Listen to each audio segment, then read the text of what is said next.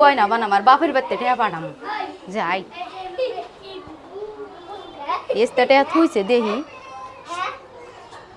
এসটা না 700 টাকা আছে 200 টাকা হামলাই 500 টাকা থুয়ে দিই নিয়ে যাই এটা থুয়ে দিই গে এই এই এই দাঁড়াও দাঁড়াও এনা বাইরে আহ আহ তুমি এইটা কোনে পাইলে কোনে পাইছো এটা তোমার লঙ্ঘন পকেটে থেকে নিছি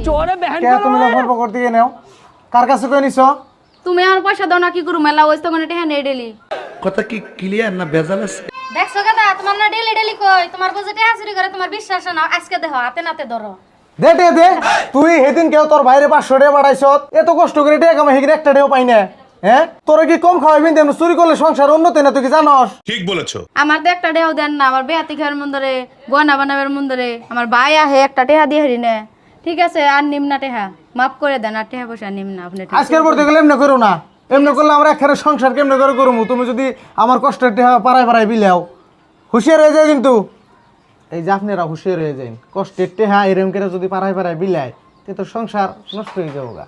এরকম কই না সংসার এইরকম চুন্নি বউ যদি বাঁচতে থাকে তুমি তো ওটা শেয়ার করে দিন সবাই শেয়ার করে দেন